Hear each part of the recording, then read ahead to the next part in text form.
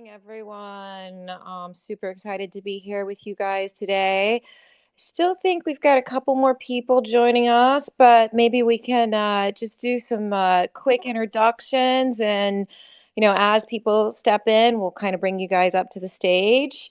But I'm Cassandra hosting today. I'm one of the founders of Particle Inc. Super excited to be with you guys whenever I can. It's really invigorating to be here with the community and these speakers and dive into all these different topics. So thank you again.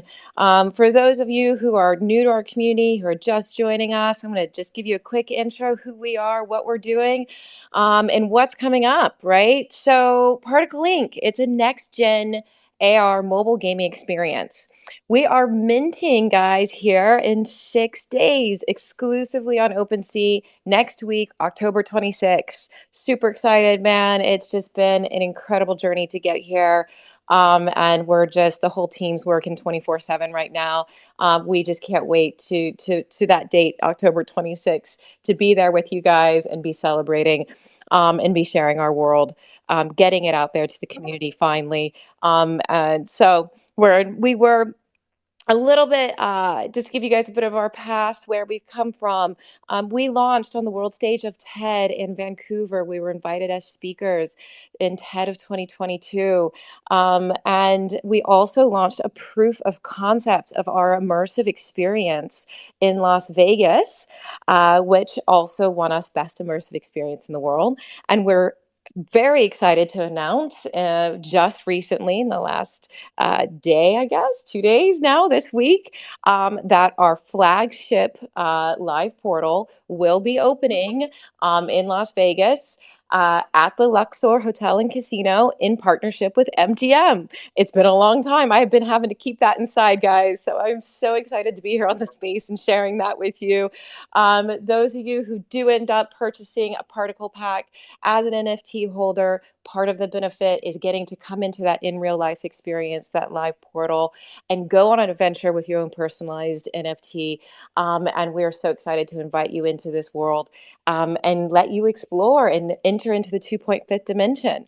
Your NFT is going to have AR integration, and it will be a part of your gaming application, your open world experience, hanging out, living with that NFT. It's the sidekick, it's your best friend. It's, the one that you just go on these adventures with. And you know what? And get inspired by, because that's what we're here for. We want to inspire you guys. We want to drive the creativity to really get out there and explore and share. So, all right. Well, I also am going to say that randomly during this space, I'm going to give out a unique code, and I'll be giving you one OG roll from this code. The whitelist is closing soon, so take every opportunity you can get to get in there. So can't wait to have you guys join us. Be on the lookout on the space. I will give you that unique code. I'll say it beforehand just to give you a heads up, but I'll only say the code once. All right. Um, let's get around and start introducing some of our speakers here today. So excited. We are talking about from arcades to the metaverse, how the gaming community has evolved over the decades. I'm really excited about this, this conversation. So can't wait to dive in, but let's first intro some of our speakers here today. Let's see here. Game starter. I'm just going to start kind of going through, and if you guys want to hop on up, introduce yourselves, say hello to the community. Hey guys, how's it going? Thank you for having me. Yeah, I'm Joe with GameStarter, head of communications over here. We are a platform, multifaceted platform. We act as a launch pad for projects that are starting up and looking to crowdfund and fundraise, whether it's launching an initial offering through a token or an NFT.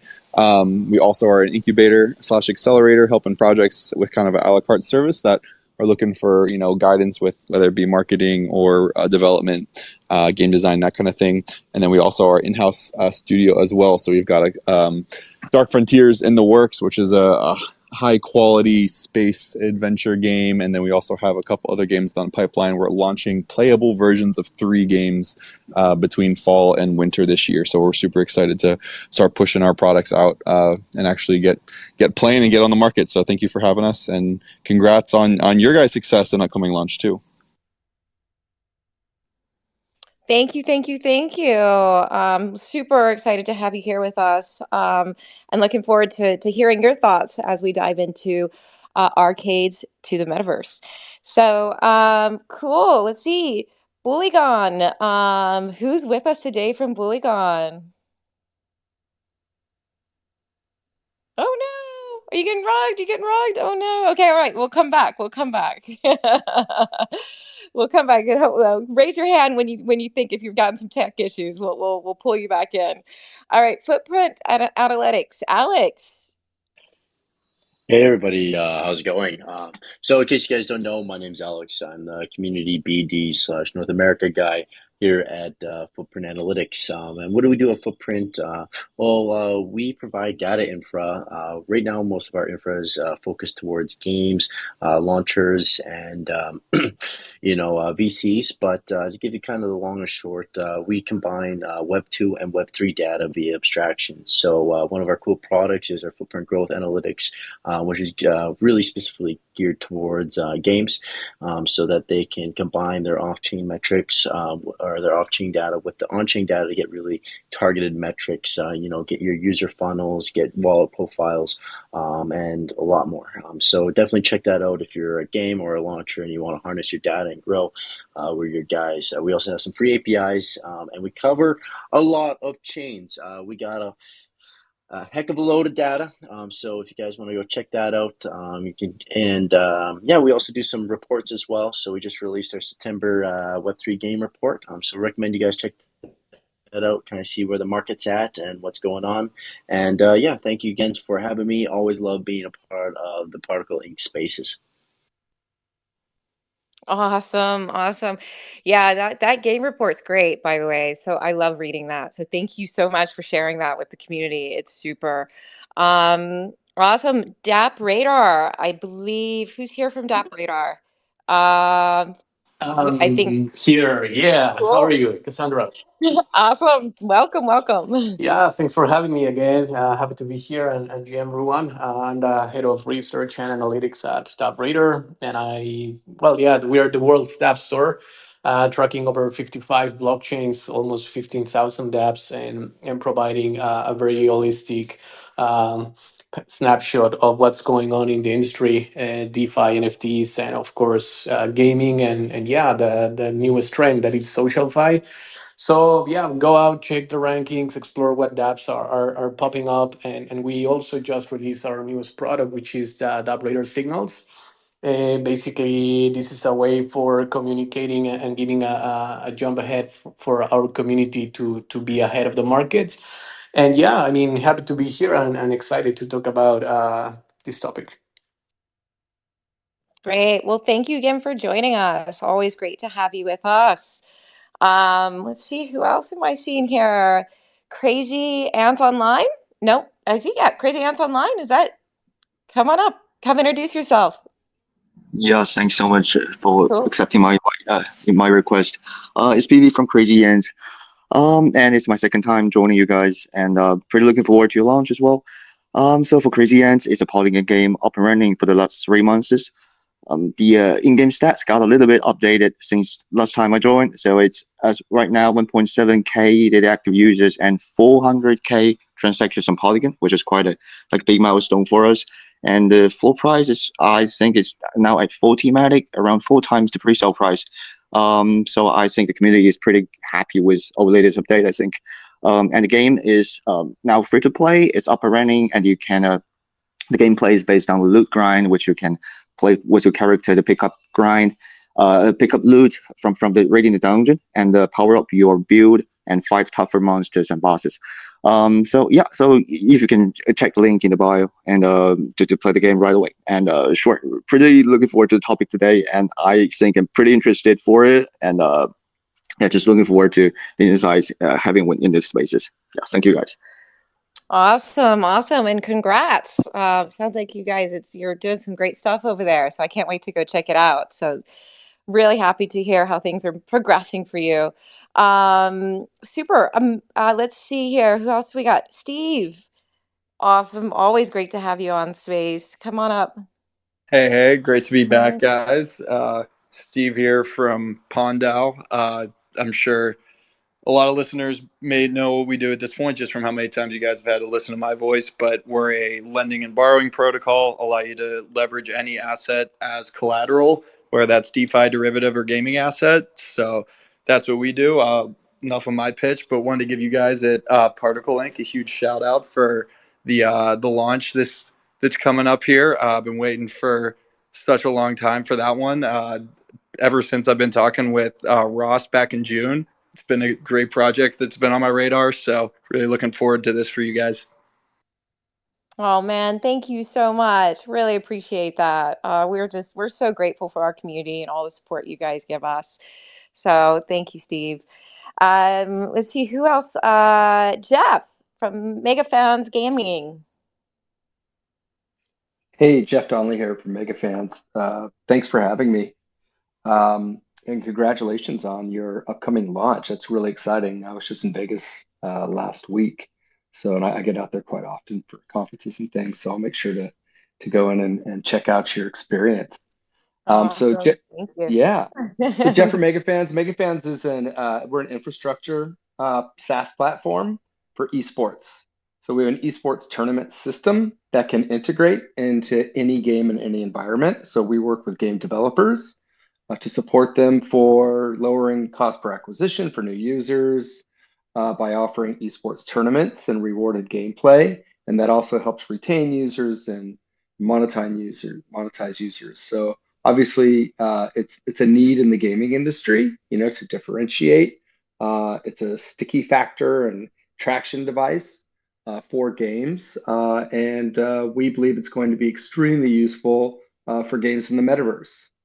And so as more and more games move into the metaverse and onto metaverse platforms, this will be a great way to keep users in your game system in your economy, and you can build communities around them. So we've tested the product with some mobile games over the last couple of years. We've had over 700,000 people come in and try the product. Got a lot of feedback and a lot of data. And we're looking for partnerships. So any game developers listening today, that's what our product's about, is to support you. It's a white label product. So it's built to build communities and get people to come in and play competitively against other people around the world. And it's quite a unique system. So come check it out if you get a chance. Cool. Well, thank you for joining us, Jeff. And yeah, definitely. We can't wait to welcome you in Vegas as well. And looks like you have an exciting product as well to come and check out. So thank you for sharing that. Let's see who else is here today with us. Dread Song from Ether. Is it Hey Ether or guys, Aether? Is it Aether or it's Ether? Afer. It's always been Afer, Keisha. And well, it's Cassandra, so we can't. It's Cassandra. It's No, mine. So I'm gonna, I'm not gonna let Keisha get the heat on that one. It's my fault for mispronouncing on that no one. worries So. about it. Yeah, it's pronounced as Afer. Anyway, so let's get into it. So this is actually the first time I'm joining from my desktop because just recently I learned that you can actually join Twitter Spaces from your desktop. I was always joining from my mobile, and I felt so dumb realizing that you can actually well, technically you don't actually have to join from mobile every single time, but yeah, this is like, I don't know, the 10th or the 11th space I'm joining with Particle Link, and it feels so odd being on my PC speaking instead of my mobile. It's weird. So let me get right into it. So as Cassandra mentioned as well, Dreadsong from Afer Games. I'm currently part of the BD team, and I'm also the one and only AMA host for Afer Games. And as for Afer Games, what we are as a concept, so we're essentially an innovative transmedia development studio that creates immersive gaming and entertainment experiences for both Web2 and Web3 audiences. In short, we are a Web 2.5 concept, mostly focused on Web 2 instead of Web 3. So that's also a bit of our gig. In terms of our product lineup, what we have mainly in focus right now is the Afer TCG beta, which we recently rebranded from Cards of Eternity. Main reason for this rebrand in name was specifically because Cards of Eternity was extremely Web3-ish in name. It was essentially like, inspired by Ethereum, and that's why Eternity. And the Web2 audience did not really like that. They were like, are these guys dumb? Are they like, did they misspell eternity? Why are they spelling it like that? And we realized, okay, maybe it's time for a rebrand. We launched on Steam just 2 weeks ago. And that's when we realized, okay, this is the time for us to be pushing a rebranding of name. And there we go, A4 TCG. Simple and, on topic. So A4 right now, obviously, as the name suggests, is our TCG title. And at the same time, it doubles down as a unique IP platform. We've already been drawing interest from giants like Amazon Studios, Sony Pictures, and HBO, which essentially proves that our approach has quite a bit of potential, considering that essentially all of these names I just mentioned have already existing massive audiences of over 10 million dollars. 10 million users just in the US alone that we are essentially exposing ourselves to. And then our second product, which would be the Aether Saga, which is our series, is a CGI series that expands our franchise to a wider audience, captivating viewers through thrilling narratives and captivating visuals. And we are planning on having it available on all top streaming services. So yeah, this would be it. I don't want to, be too boring and speak too much. So yeah, I'll pass the floor to someone else. Awesome, awesome. Well, it's always great having you with us. Bullygon, you guys still, are you rugging still? Can you hop up and say hi quickly to the community? I think I'm good now. How are Oh, you, Cassandra? amazing. Hi. So hey, it's simply K behind the Bullygon account. Very, very grateful to be here with all you legends. We are just a 3K collection, a gamified collection where you can upgrade your bull up to 6 different levels. And so we're a gamified NFT ecosystem. And yeah, that's just a little bit of an introduction on us. I'm just happy to be here and I love these conversations. I'm ready to rock and roll. I don't know about everybody else, but let's go. Okay, I'm coming on down though, but I love being here. Let me just say. I always love your energy. You guys are awesome. It's so great having you here. Thank you. It's great. You just bring a smile to us. It's just awesome the energy you bring to this space and to your spaces. So thank you and can't wait to dive in. Paki, you're here with us. I'm not sure if you want to quickly say hi or not as well, but I see you on here with us. Oh, yeah. I already say hi. I'm from that radar. Oh, you So, did? yeah. But I can say Oh, hi again, of course. Hi, No, it's oh everyone. my gosh. we confused 'cause we brought up the game starter and the pack A, and sometimes the microphone doesn't change, so it looked like you were talking from game starter. Okay. Yeah. I apologize. And I also am going to tell you guys before we hop in. I've been going from space to space today, so I was just thought I think Maeve knows is with us. Thank you, by the way. I was on Pook Rainbow, and we just had an amazing space. It was so much fun. So thank you again for having us with you on that space. It was incredible. You guys, I'm literally just roaming from space to space right now, and so you guys will have to excuse me if I start to kind of veer out of it somewhere here, or I miss that somebody has spoken. So I'm going to do my best. So let's dive in again. Awesome. Let's go. As anyone who's just joining us, topic for today is from arcades to the metaverse, how the gaming community has evolved over the decades. Awesome. So let's just dive into this first question, which is from LAN parties to online multiplayer. What transformations have occurred in the way gamers socialize and connect, and what impact has technology had on gaming evolution? Oof, it's a big one. It's got a lot going on there. Cool. Let's hop in. Game starter.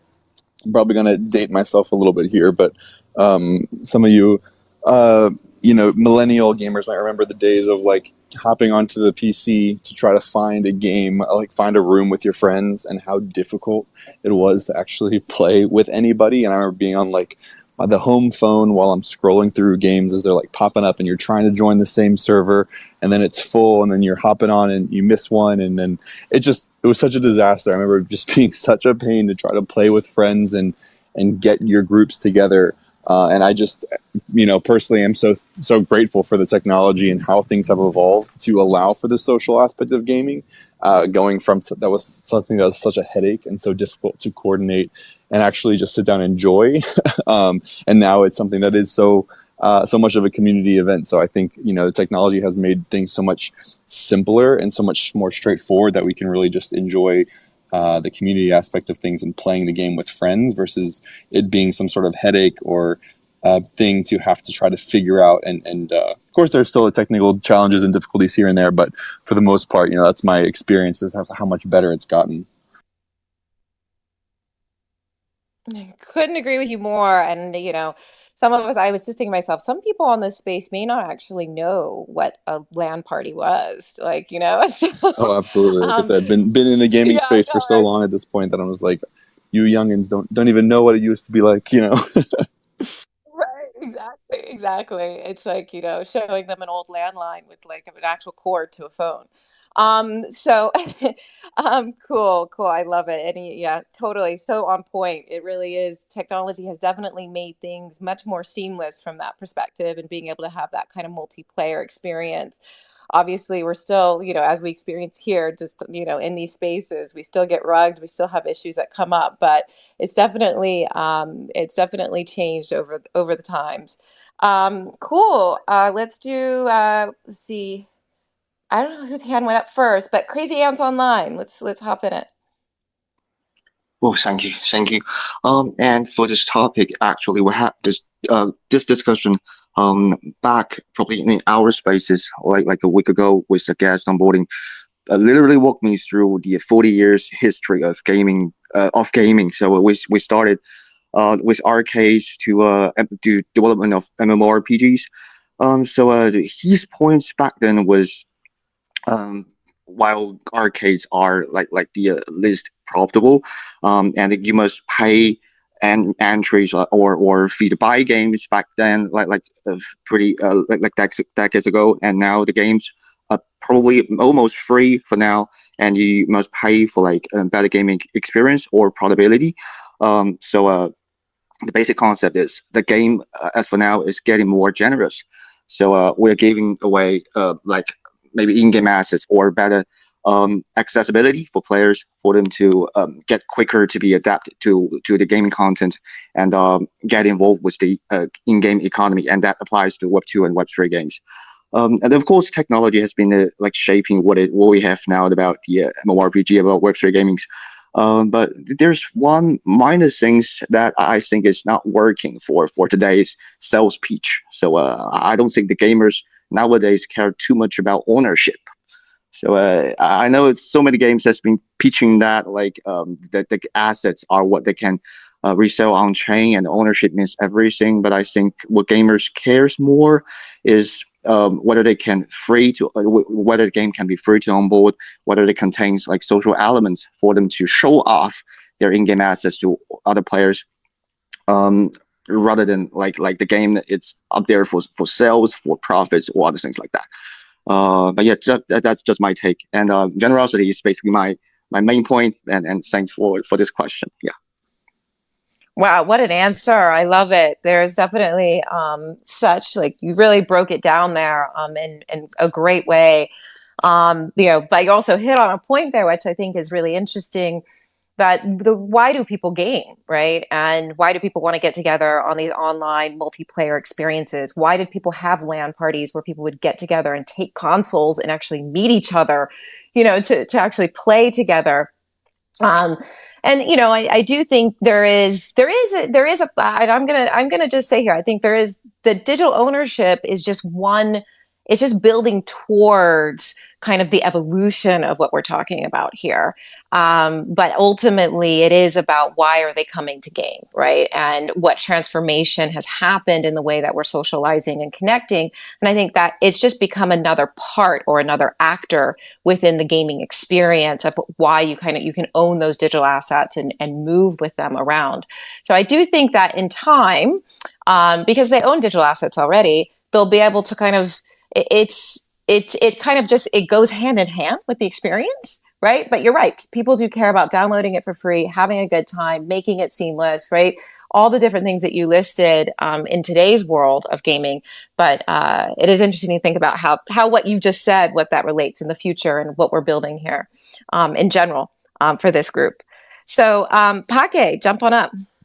Thanks. And yeah, I mean, I agree that ownership now stands as one of the most, let's say, groundbreaking concepts for gaming.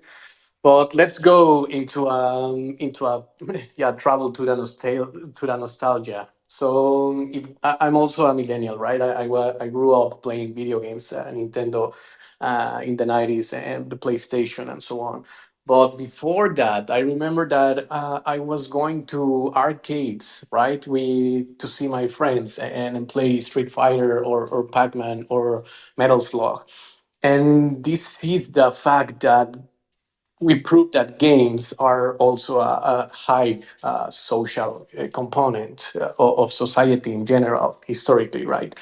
And then with video games, we started to also chip in into the social aspect. We gather with friends, and of course, first it was with the arcades in physical presence.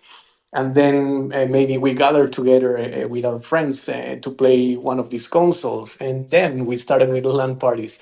That's true. And this is where technology starts to come into play because we started to see an acceleration of the digital environments, of course, with the breakout of the internet and the web, as we know. And I think this is also a very important moment in the history of video games. Why? Because this is a paradigm shift to me. That the rise of MMORPGs, games like RuneScape, World of Warcraft, and Guild Wars, for instance, fostered massive online communities. Right? They provided not just gameplay but also virtual spaces for interaction, where we could trade and cooperate with our friends and not only our neighbors but literally around the world. So that is where I see this paradigm shift towards what we are now used to games. And I think this is also very important because it paved the way to what we are now experiencing in Web3, in the sense of the emergence of digital economies and virtual identities, because I'm sure we all played The Sims or Second Life, where we could create our avatars and build virtual lives, businesses, and relationships. Right? It was just an early glimpse into this concept of the metaverse. And then, as I was mentioning earlier, like for example, World of Warcraft, WoW, we started to trade and sell in-game assets for real-world money.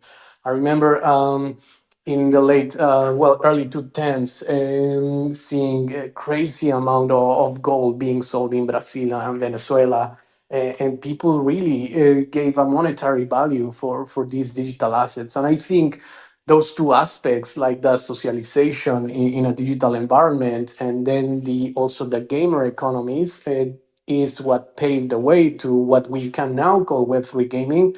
That hopefully in 2-3 years we will still stop calling Web3 gaming, and we only will talk about gaming as a whole, as people also start to understand the underlying concepts of blockchain ownership and all of this.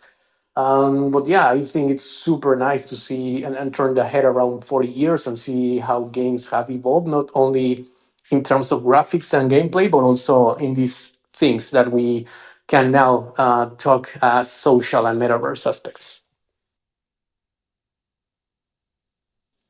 Love that. No, and yet again, I'm loving this walk through history and this nostalgia of it all. And I, I'm just thinking about arcades. It's true we haven't really talked about that too much yet. And it is. I could just be in an arcade for ages when I was a kid. My God. And then it was the place that people went to hang out. Right?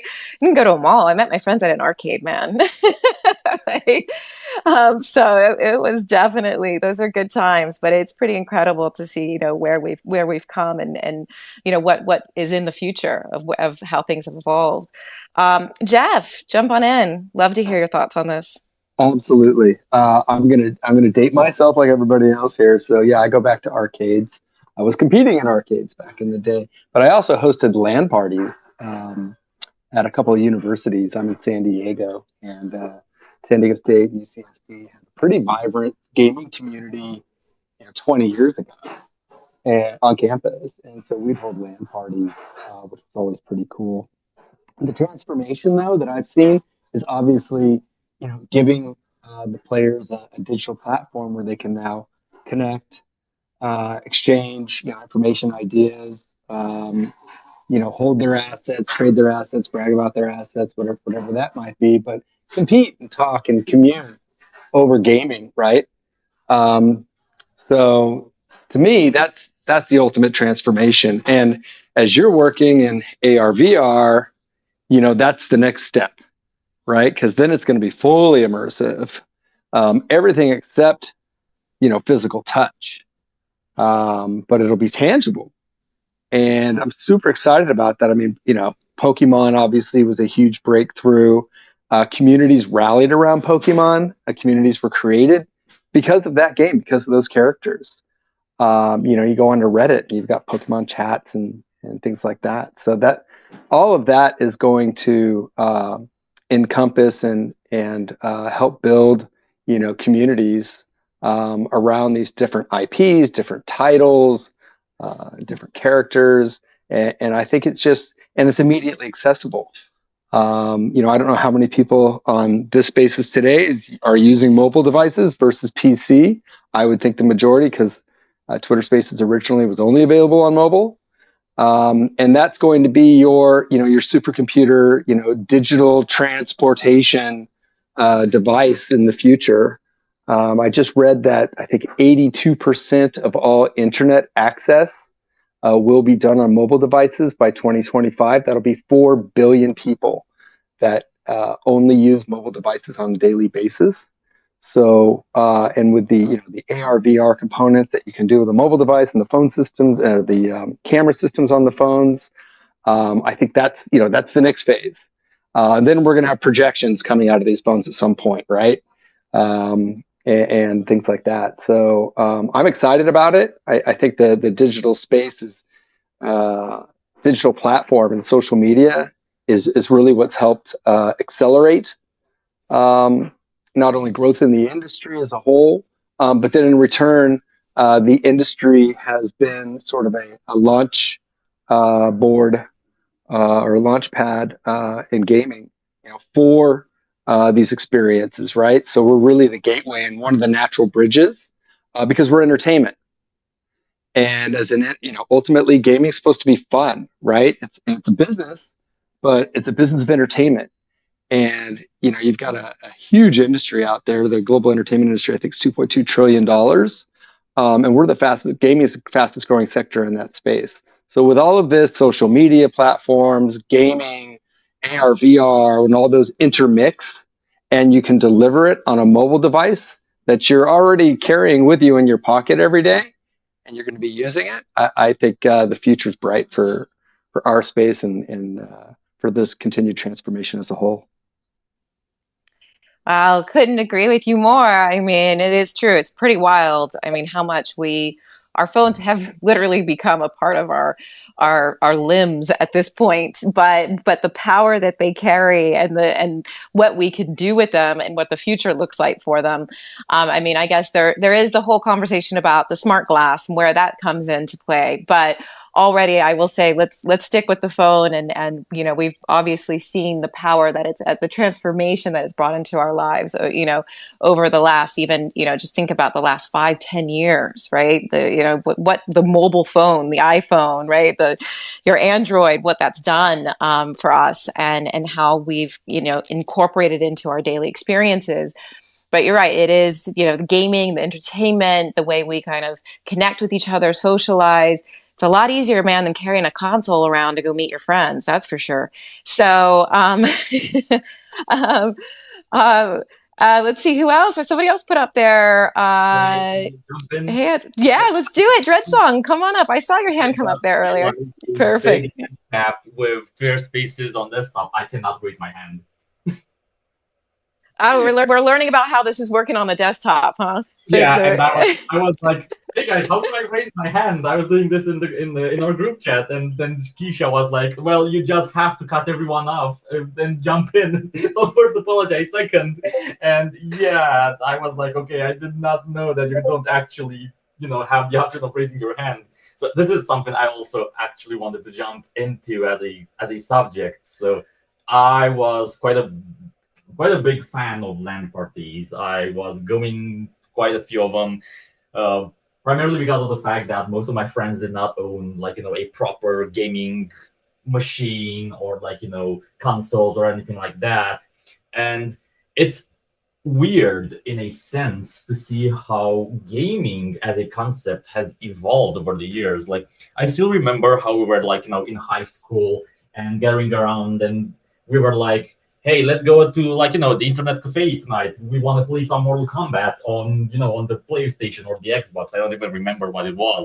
And we were just going there. We had no clue how to actually play Mortal Kombat, but we were enjoying it simply because we were together as friends. We were 4 or 5 of us just gathering there, and we were just having fatalities on each other. We literally did not even know. We were just mashing buttons. And it's this level of interaction that kind of died down as technology progressed in terms of the gaming industry. So this is why I'm saying it's odd in a sense. We progress so fast and so aggressively when it comes down to the gaming industry and the general infrastructure that everyone has access to. Because right now, pretty much everyone just simply has a gaming machine of sorts in their home. Most kids just have access to gaming machines. So internet cafes right now have, in a sense, become obsolete. And don't even get me started about the arcades. I actually used to go to the seaside with my parents when I was a lot younger, and there was this one arcade there. And I was just my parents were going to the beach, and I was like, "No, I don't want to go to the beach. I want to go to the arcade." And I was just going to the arcade and spending 12 hours just sitting there. People were getting worried about me because I was not leaving, and I was just dropping insane amounts of money on the arcade machines and just absolutely living there. This space was downloaded via spacesdown.com. Visit to download your spaces today. It was quite funny in an extent, but yeah, again, going back to the whole thing with the aggressive expansion essentially of how this whole thing actually happened. People have so much access to actually communicating online and communicating with each other from their desk that they don't really feel the necessity of actually leaving their homes to meet each other in game.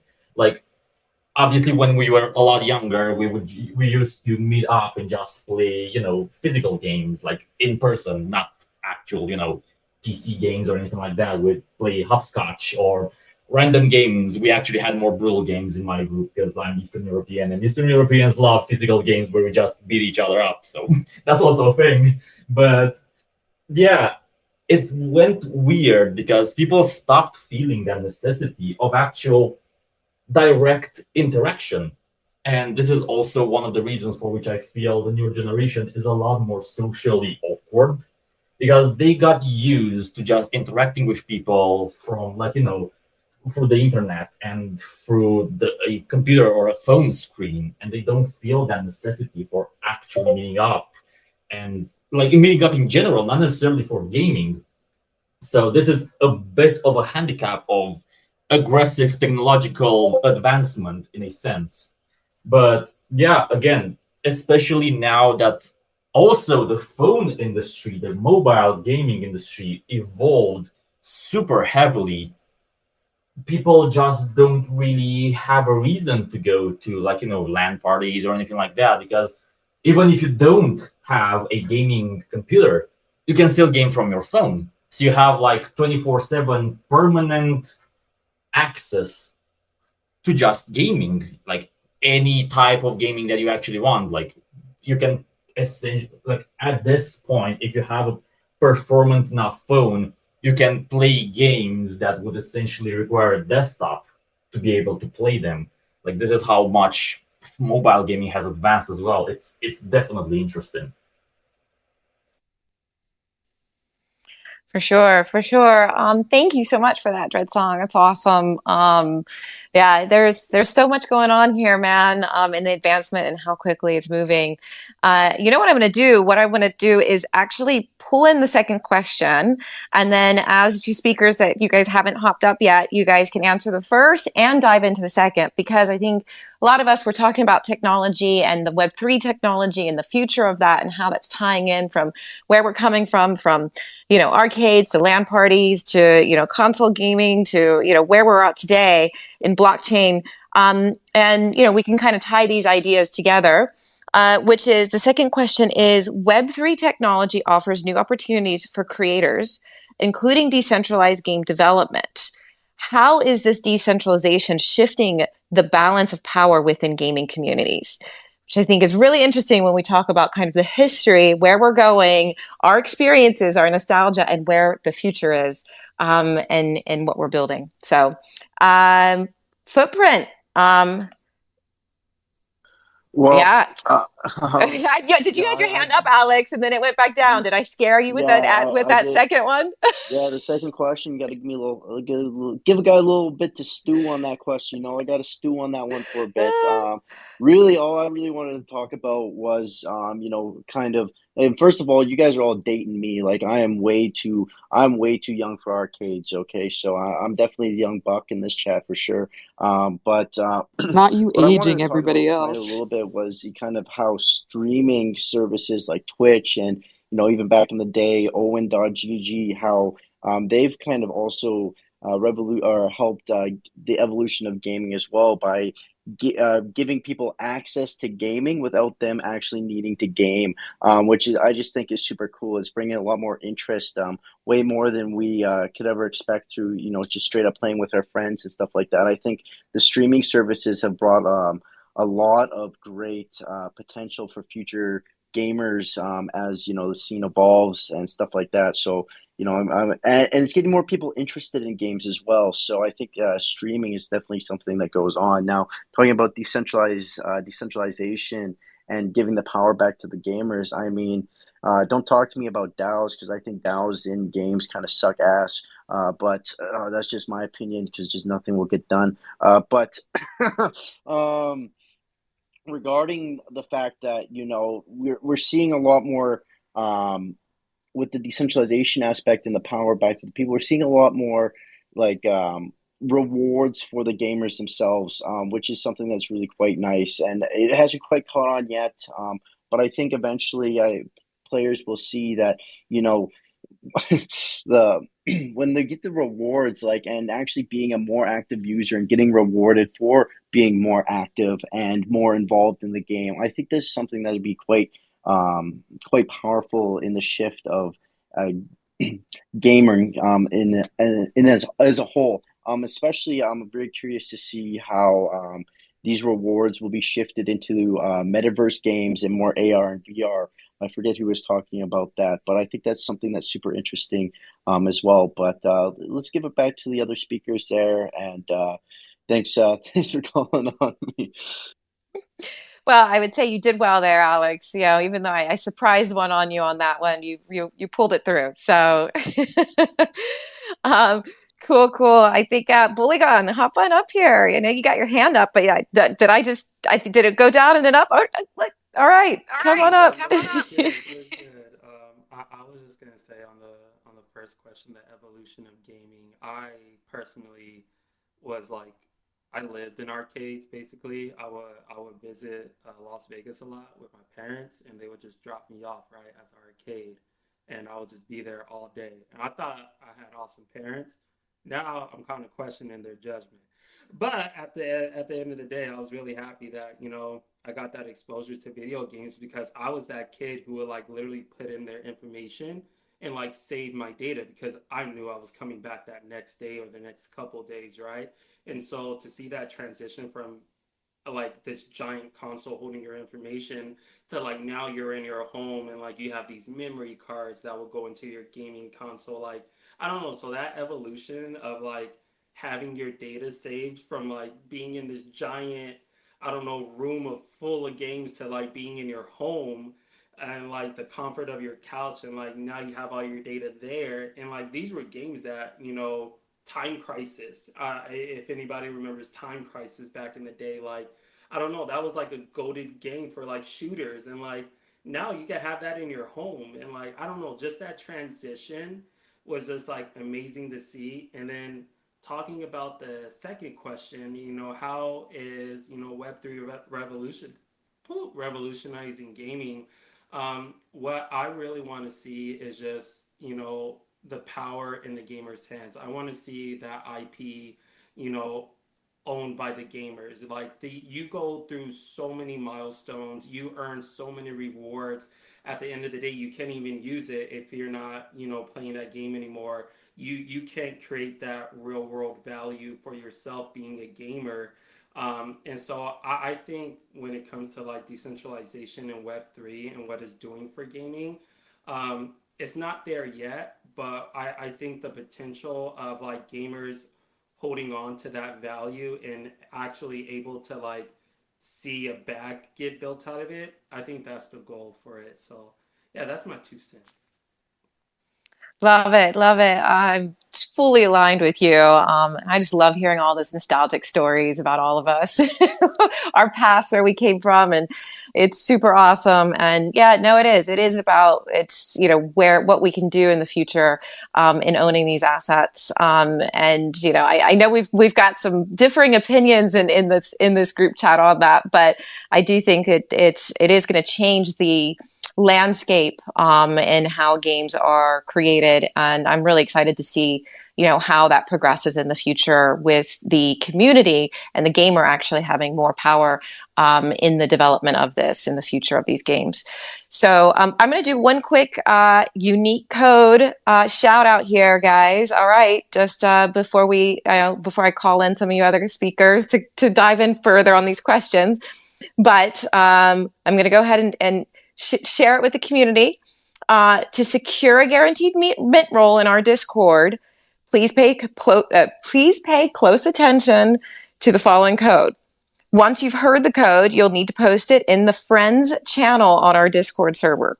So by doing so, you're going to be entered into a raffle for a chance to win an OG roll for our upcoming mint. This is a guaranteed mint, guys. All right. So the unique code is, only going to say it once, LUXOR.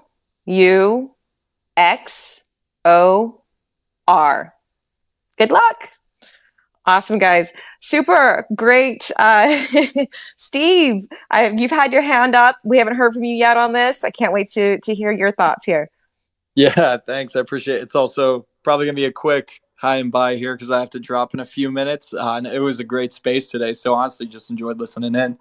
One thing I just wanted to touch on the kind of more power direction, I guess, when it comes to the players. And I think one thing beneficial to Web3 gaming that I've actually seen on projects before is that if the people that are in charge of it either rugged or just suck at managing it, and the community's like, look, we'll just take it from here, they can just bring the assets with them into their own new ecosystem and kind of just take matters into their own hands. So they're not like left for dead or anything like that. So I really think that helps shift the power dynamic back to a lot of the people who are kind of sinking more either time, money, effort into the game, whatever that may be.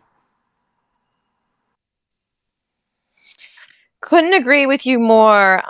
Thank you so much. And Steve, it's always a pleasure to have you with us. I know it's a quick one because this space seems to have gone by so quick. I can't believe we're almost at the hour here.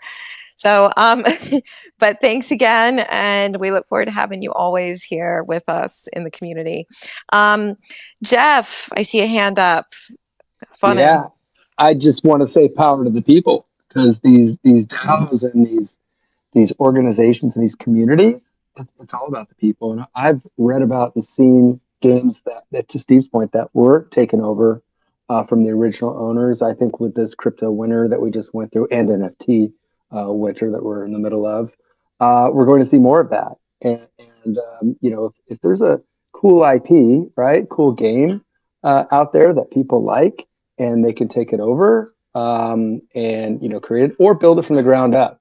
I've read about a couple of games and a couple of communities over the past year or so that got together online and literally conceptualized, developed, and produced games that they're now playing and taking to market. And I think that in itself is really cool. We're, as an esports proponent here, we're actually going to be offering a governance token for mega fans early next year that's going to give our community the rights to decide what types of games we run tournaments inside of, what the prize pools will be. And you know, we're going to give them like a choice menu, right? Like, can it be A, B, C, or D? You vote on it. But the people that hold the governance tokens will have the rights to be able to vote on, you know, what type of tournaments we run, when we run them, where we run them, who can participate. So there's all these powers that you can give to the users and to the communities that really, I think, helps enhance, as long as it's in a, you know, fun, friendly, controlled environment and it's done correctly.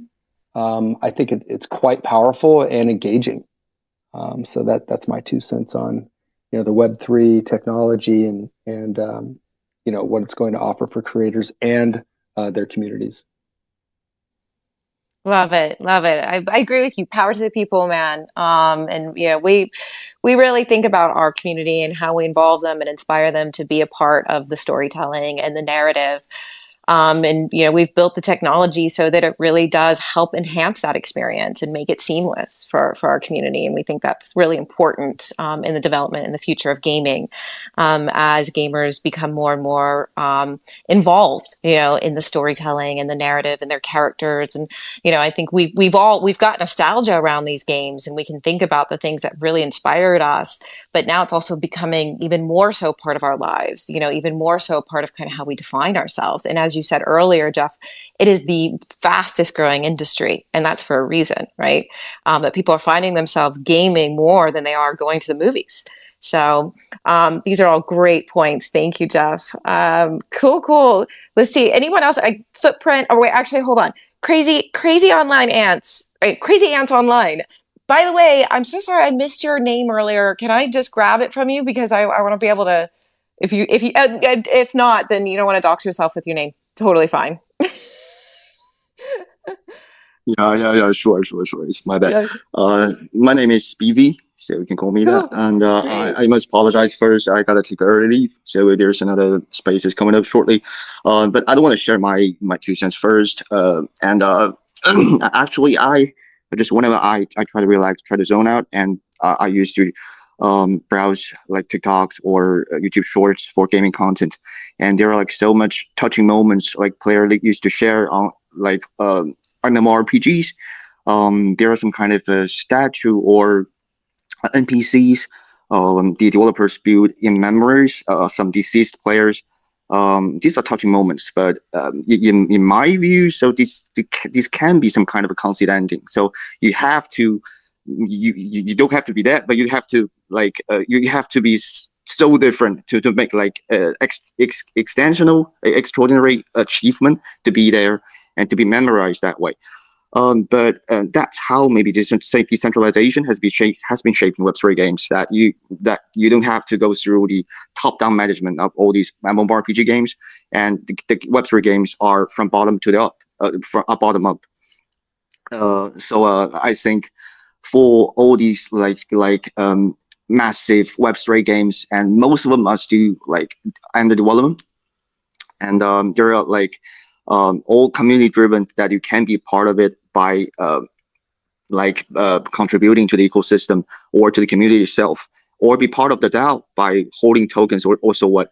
But there are a lot of ways to be memorized, and if you are in part of the like the space they're creating, and you can probably name a planet or become part of the narrative, and that's definitely way better than how you can be represented in Web2 games. So maybe like a lot of time or money invested in Web2 can exchange for what you have in Web3. So but that stands for another saying that Web3 is still early.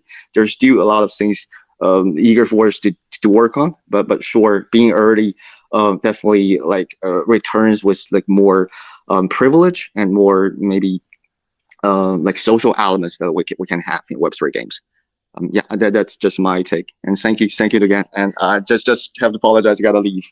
And No, thank no you so much worries. for having me. Yeah. Yeah, thanks for joining us. Thank you for sharing those thoughts. It's awesome to have you with us today. We look forward to having you back again, and congrats on all the progress that you've been making as well. I'm excited to, if you guys haven't checked it out, check out his projects as well. VV, right? VV. Amazing. Thanks. Cool, guys. Cool. Footprint. Alex.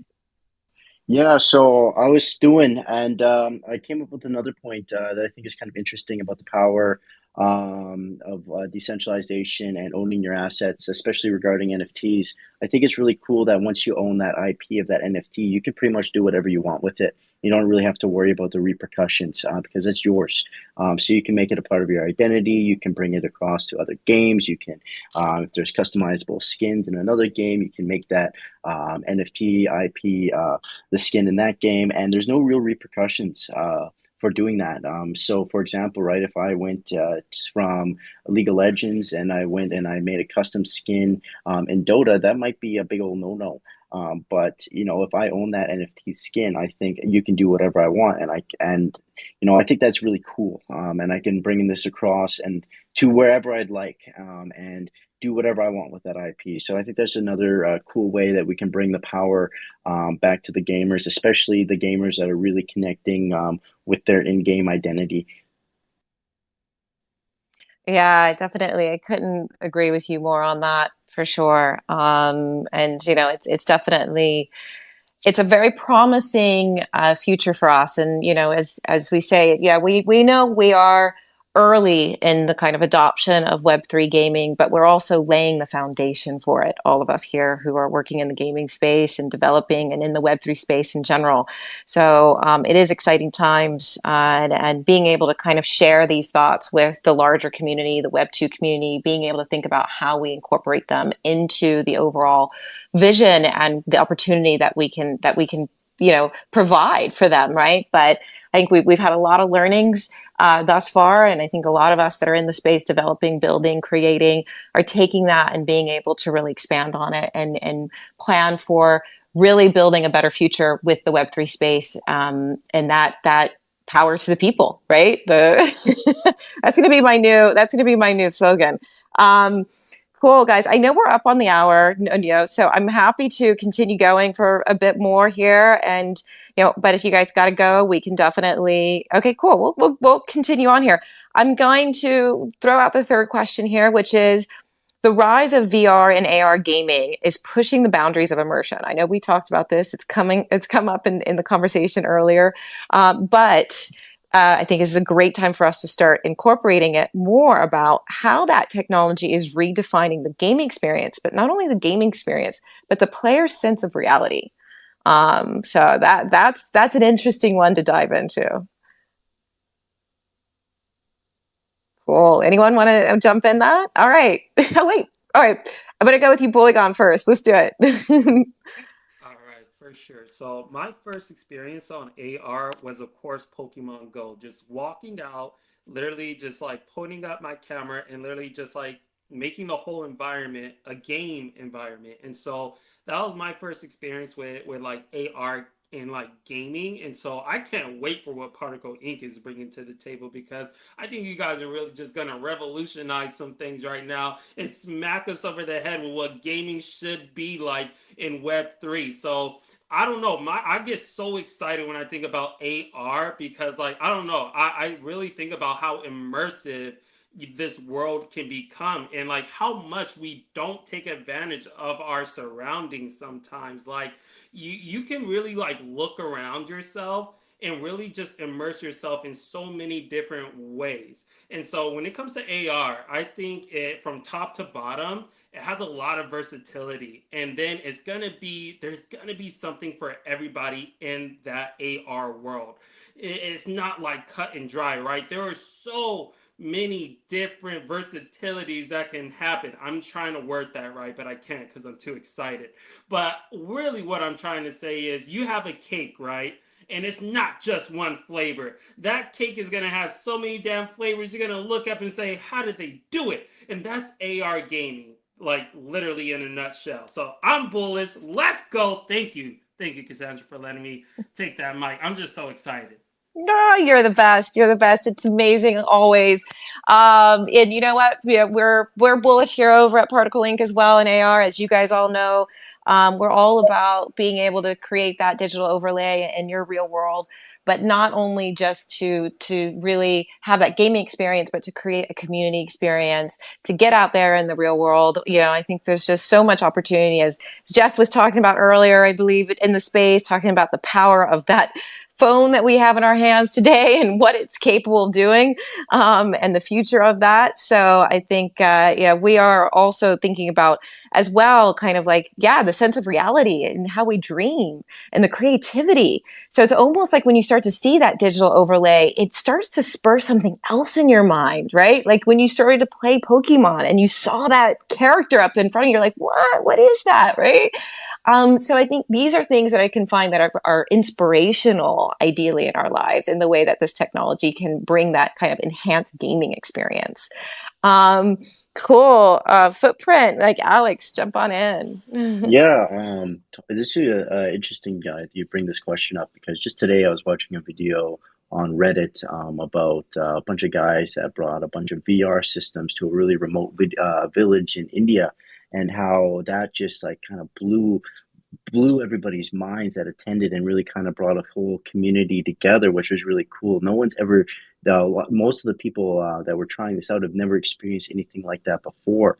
And I think that's super interesting. And I think it's really cool. We're talking about how you can build community this way. I think, these cool new immersive experiences that people have never experienced before are really great for bringing people together. And I mean, just talking about AR as well. I mean, there's just another layer of things to do, especially when I'm bored. If I'm just hanging out, not doing anything, or waiting for the doctor, or just anything. I'm waiting to go get my license or something like that. It's just another layer of things that I can do in my environment, which is super, super interesting. And, I hate to sound super pessimistic as well, but I think, as the days go on, and the years go on, I think the world's going to be, it's going to be a little bit shittier by the day.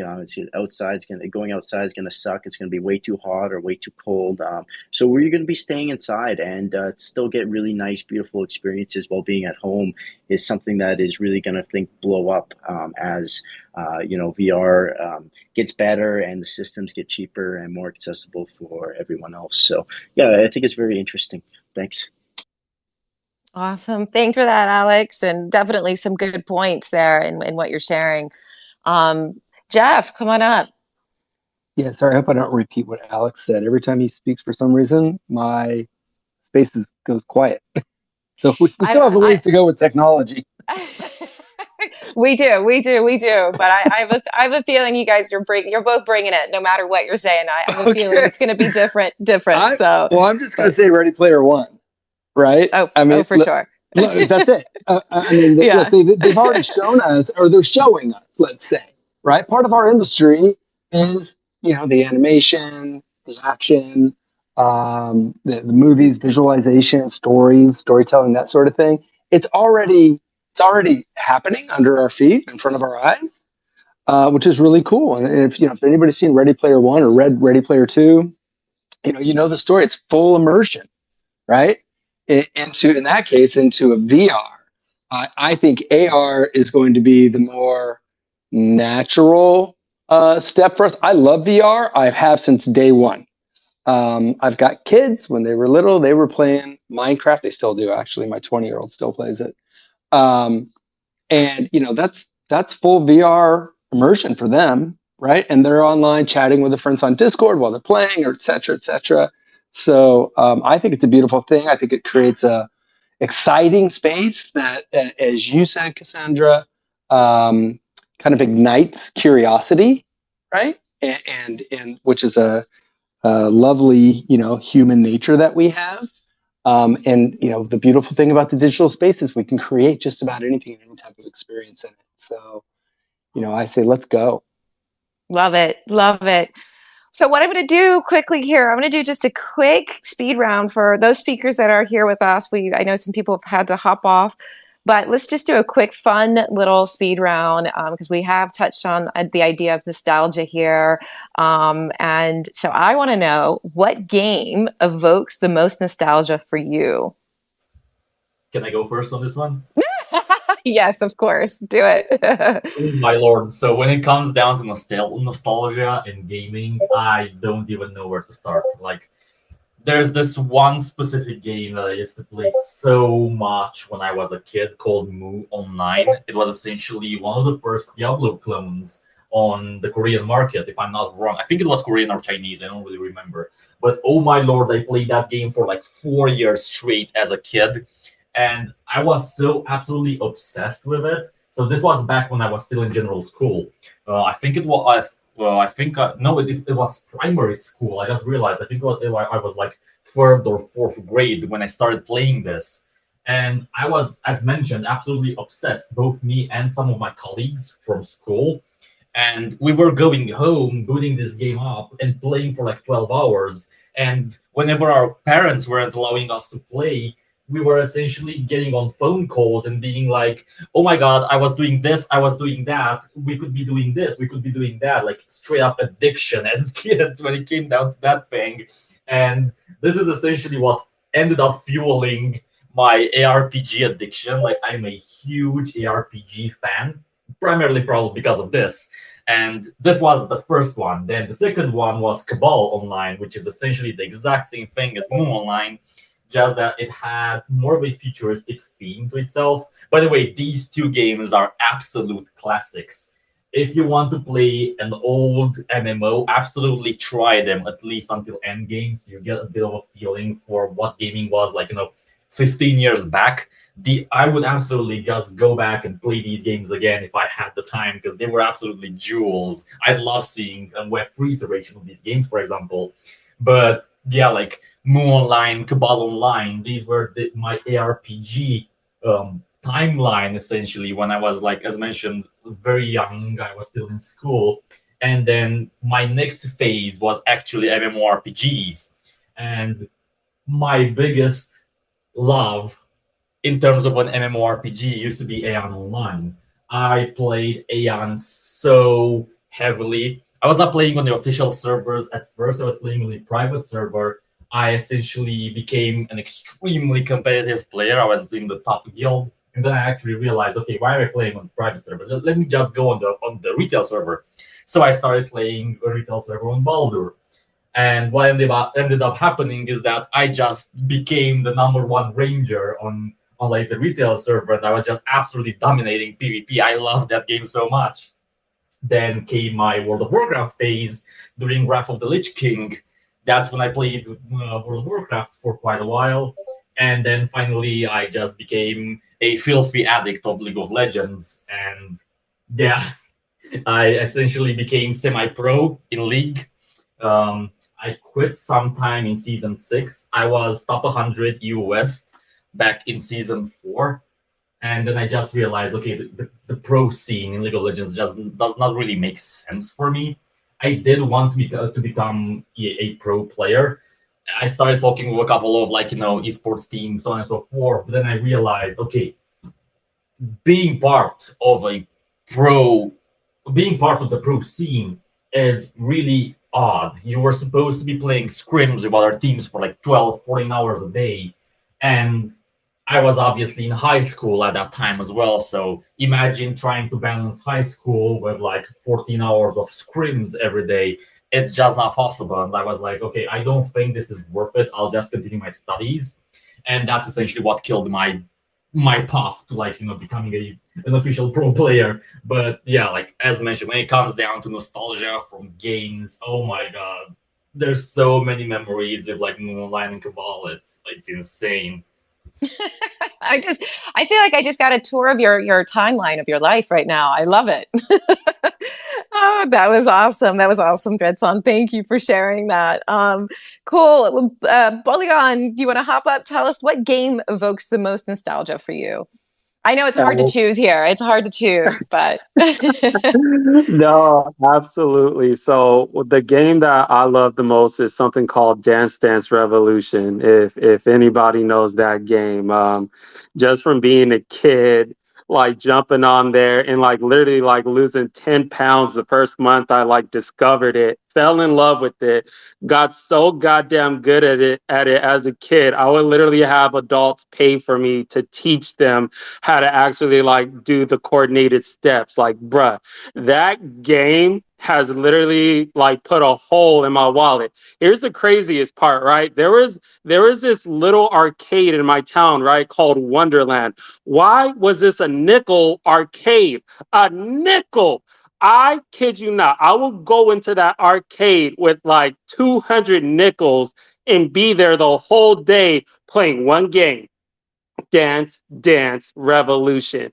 And when I tell you, when that came out on the systems, when that came out for PlayStation, it was a wrap, family. It was a wrap. You had little Simply K, 12 years old, up until 3 a.m. Mind you, a third story apartment building. You know how many complaints my parents got for me stumping the shit out of that goddamn game? Oh my gosh, the nostalgia that it is bringing me at this moment right now. Dance Dance Revolution, fam.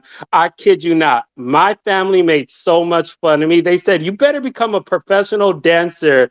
The amount of times you play this game. And so, I love that game to death. Dance Dance Revolution. I will say it at the top of my lungs. That is the goated game. I don't know. When I think about immersiveness, that game was like, I don't know. You literally had to sweat to win, fam. That game was legit. I'm sorry, I'm getting too excited now. But yeah, Dance Dance Revolution. Now the question is, did you actually become a professional dancer? Well, I've got a feeling he's a pretty good dancer. You definitely have got some moves. Whatever happened there, you've definitely got some moves. I love it. I love it. And I just love it. When people talk about nostalgia, what game evokes that? It's like you hear it come out, and you can just see them. I just see you dancing there, and just the sweat and the excitement and the smile, and like it's just so good. That's why we do what we do, right? All right, cool.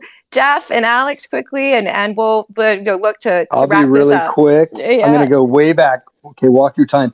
Defender, okay, which was an arcade game. I finally found it on mobile about a year and a half ago, and I'm playing it again. But it was the first game that I played where you could teletransport. It was just a flying shooting game, going after objects and collecting other objects. You're basically flying over a planet's surface. Really cool game. I actually adopted the name a few years ago on my Discord. I'm Defender84. My gaming name is Defender84 because I was the reigning champion in my local arcade back in the day. So that was my game, and that's my walkthrough time back in the TVA. Jeff, I think I'm always going to think of you now as Defender 84. Thanks. I should have done it on. I should have done it on X as well, but I was like, yeah, I already have my account. Cool. Thanks for sharing that. I love it. Alex, jump on in, and we'll wrap this up afterwards. Yeah, so like my favorite or the game that gave me the most nostalgia was when I first got my Game Boy Color, and the first game I got was Pokemon Silver. And I love that game. I was going to the grocery store with my mom, pushing the cart, playing Pokemon Silver. I was under the covers late at night with a flashlight playing Pokemon Silver. And it's so funny because I could not figure out for the life of me how to get the Surf HM. And so I was stuck between the Lighthouse Town and God, I forget the name of the other town, the one with the burned down village, or the burned down tower. And my team was level like 64. I had a level 64 Kingslayer. I was level 64 before the 5th gym. I was about to steamroll the whole game, but I couldn't figure out how to get the Surf HM. So I just couldn't continue. And then, this gets a little sad ending, but eventually I just lost the game somehow. I lost it. I don't know where the game went, and I'm like, whoever found it got the most stacked Pokemon team ever for that point of the game. But yeah, that game really brings back the most memories for me. And thank the Lord I found emulators because I'm back, baby. I love it. I love it. Well, you're right. Whoever did find that stacked team was a happy camper, but it was like you were just passing it on. You were passing on that goodness, right? So that's awesome. That's awesome. Well, it's been really great to be here with you guys today. Thank you so much for the amazing speakers, for the community who's joined us today. It's just been a fun space. I always look forward to joining you guys on these friend spaces. And we can't wait to see you on the next space.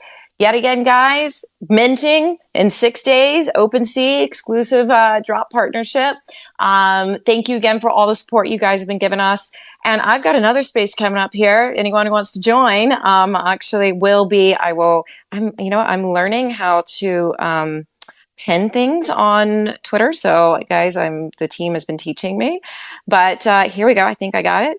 I will be joining Lucanet for a founders chill and grill. So this could be really fun. So if you want to join, it's definitely going to be probably an interesting one. So thank you guys again. Have a great afternoon, evening, morning, wherever you are. And thank you for continuing to support the community. We look forward to having you back. All the best.